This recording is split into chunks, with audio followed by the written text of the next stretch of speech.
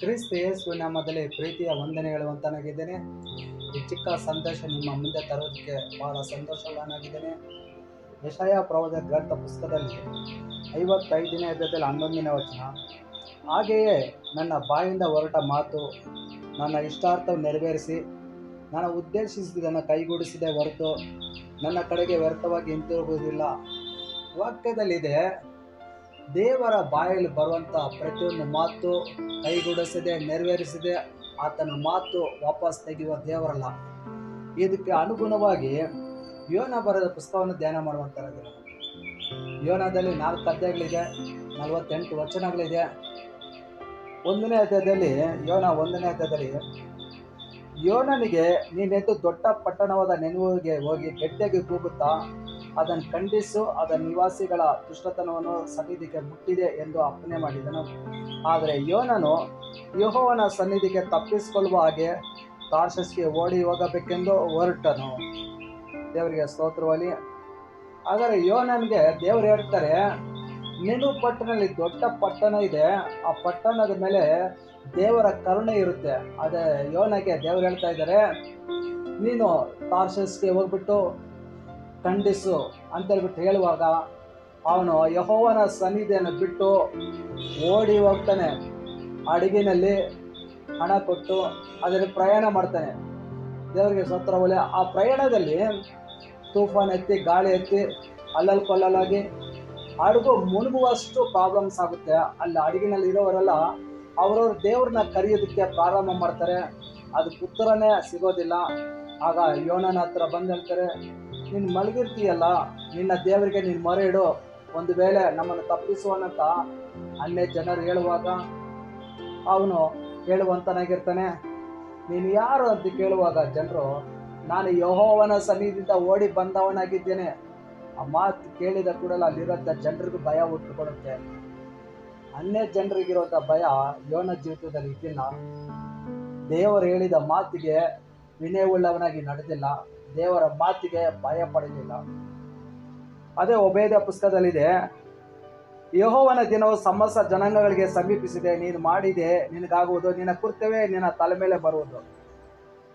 ಯೋನ ತಾರ್ಷೀಷಿಗೆ ಯೆಹೋವನ ಸನ್ನಿಧಿ ಬಿಟ್ಟು ಓಡೋದ.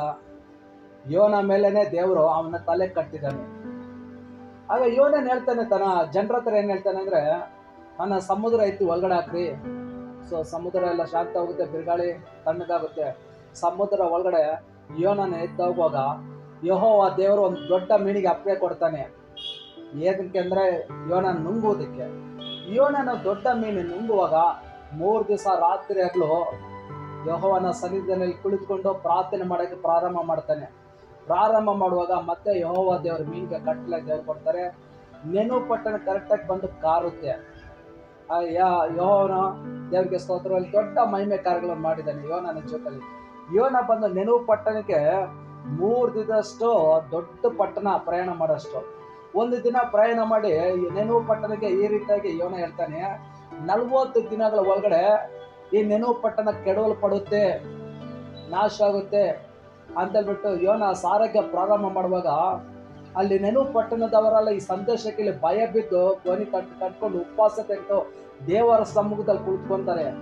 ದೇವರ ಸಮ್ಮುಖದಲ್ಲಿ ಕುತ್ಕೊಂಡು ಪ್ರಾರ್ಥನೆ ಮಾಡೋಕ್ಕೆ ಪ್ರಾರಂಭ ಮಾಡುವಾಗ ಯೆಹೋವ ದೇವರು ಕನಿಕರಿಸ್ತಾನೆ.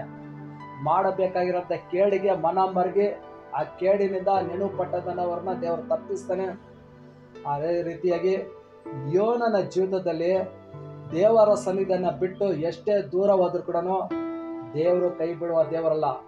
ಯೆಹೋವ ಬಾಯಲ್ಲಿ ಬರುವಂಥ ಮಾತು ನೆರವೇರಿಸೋಕ್ಕೆ ಯೋನನ ಜೀವಿತದಲ್ಲಿ ದೊಡ್ಡ ಪ್ರಾಬ್ಲಮ್ ದೇವ್ರು ಕೊಟ್ಟು ಮತ್ತೆ ನೆನವು ಪಟ್ಟಣಕ್ಕೆ ಕರೆದುಕೊಂಡೋಗಿ ನೆನವು ಪಟ್ಟಣದ ಮೇಲೆ ದೇವರು ಕನಿಕರ ತೋರಿಸ್ತಾನೆ.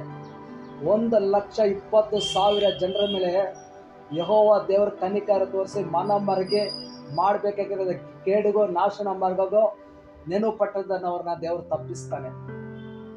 ಈ ಸಂದೇಶ ಕೇಳುವಂಥ ಪ್ರಿಯರೇ, 1,20,000 ಜನರ ಮೇಲೆ ದೇವರು ಮನ ಮರಗಿ ನಾಶದಿಂದ ತಪ್ಪಿಸುವುದಾದರೆ, ಈ ಸಂದೇಶ ಕೇಳುವಂಥ ನಿನ್ನ ಜೀವಿತದಲ್ಲಿ ಎಂಥ ಪ್ರಾಬ್ಲಮ್ ಇದ್ರು, ಎಂಥ ಸಮಸ್ಯೆ ಇದ್ರು, ಎಂಥ ಕಣ್ಣೀರಿದ್ದು, ಎಂಥ ಪ್ರತಿಕೂಲದಲ್ಲಿ ನೀನು ದಾಟಿ ಹೋಗ್ತಾ ಇದ್ರು ಕೂಡ ನೀನು ದೇವರ ಸಮ್ಮುಖದಲ್ಲಿ ಇರುವುದಾದರೆ ನೆನವು ಪಟ್ಟಣದವರಾಗೆ ಉಪವಾಸ ತೆಗೆದು ಪ್ರಾರ್ಥನೆ ಮಾಡುವಾಗ ದೇವರು ಮನ ಮರ್ಗೆ ನಿನ್ನ ಜೀವಿತದಲ್ಲಿ ಬಿಡುಗಡೆ ಕೊಟ್ಟು ಸಮಾಧಾನ ದೇವರು ದಯಪಾಲಿಸ್ತಾನೆ.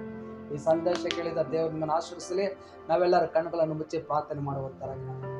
ಭೂ ಪರಲೋಕವನ್ನು ಉಂಟು ಮಾಡಿದಂಥ ಸರ್ವಶಕ್ತುಲ ನನ್ನ ಕರ್ತನೆ, ಆಶೀರ್ವದಿಸಲ್ಪಟ್ಟಂತ ಈ ಒಳ್ಳೆ ಸಮಯದಲ್ಲಿ ಒಳ್ಳೆ ಸಂದೇಶ ನೀವು ಕೊಟ್ಟಿದ್ದಾಗಿ ನಿಮ್ಗೆ ಆರಾಧನೆ ಆಗಲಿ. ಹೌದು, ಯೋನ ಜೀವಿತದಲ್ಲಿ ಪರಲೋಕದವರಿಗೆ ನೀವು ಮಾತನಾಡಿದಿರಾ. 1,20,000 ಜನ ದೊಡ್ಡ ಪಟ್ಟಣ ನೆನವು ಪಟ್ಟಣದ ಮೇಲೆ ಯೆಹೋವ ದೇವರೇ ನೀವು ಮನ ಮರುಗುವ ದೇವರು, ಕೇಡಿಗೆ ತಪ್ಪಿಸುವ ದೇವರು, ನಾಶನದಿಂದ ತಪ್ಪಿಸುವ ದೇವರು. ಯೋನನ ನೆನವು ಪಟ್ಟಣಕ್ಕೆ ಸುವಾರ್ತೆ ಸಾರೋದಕ್ಕೆ ಕರ್ಕೊಂಡೋಗಿದ್ದಕ್ಕಾಗಿ ನಿಮಗೆ ಆರಾಧನೆ ಮಾಡುತ್ತೇನೆ. ನೆನವು ಪಟ್ಟಣದವರನ್ನು ತಪ್ಪಿಸಿ ಕಾಪಾಡಿದೆ ತಂದೆ. ಈ ಸಂದೇಶ ಕೇಳುವಂಥ ಪ್ರತಿಯೊಂದು ಕುಟುಂಬದಲ್ಲಿ ಇಕ್ಕಟ್ಟಿನ ಔಷಧದಲ್ಲಿ, ಮರಣಕರ ವ್ಯಾಧಿನಲ್ಲಿ, ಕಷ್ಟದಲ್ಲಿ, ಕಣ್ಣೀರಿನಲ್ಲಿ, ಬಾಧೆಯಲ್ಲಿ, ವ್ಯಾಧಿಯಲ್ಲಿ ಇರುವುದಾದರೆ ಕರ್ತನೆ, ಪ್ರತಿಯೊಂದು ಕುಟುಂಬದಲ್ಲಿ ಯೇಸಪ್ಪ ನೀನು ಮನ ಮರೆಗೆ ಎಲ್ಲ ರೀತಿಯಲ್ಲಿ ತಪ್ಪಿಸಿ ನೀನು ಕಾಪಾಡಿ ಸಮಾಧಾನ, ಸಂತೋಷ, ಆರೋಗ್ಯವನ್ನು ದಯಪಾಲಿಸಿ ಬಿಡುಗಡೆಯನ್ನು ಕೊಡುವಂತನಾಗಬೇಕೆಂದು ಯೇಸು ಕ್ರಿಸ್ತನ ಮೂಲಕವಾಗಿ ಕೇಳುತ್ತಾ ಇದ್ದೆ ನಮ್ಮ ಜೀವನ ಒಳ್ಳೆಯ ತಂದೆಯೇ. ಆಮೇಲೆ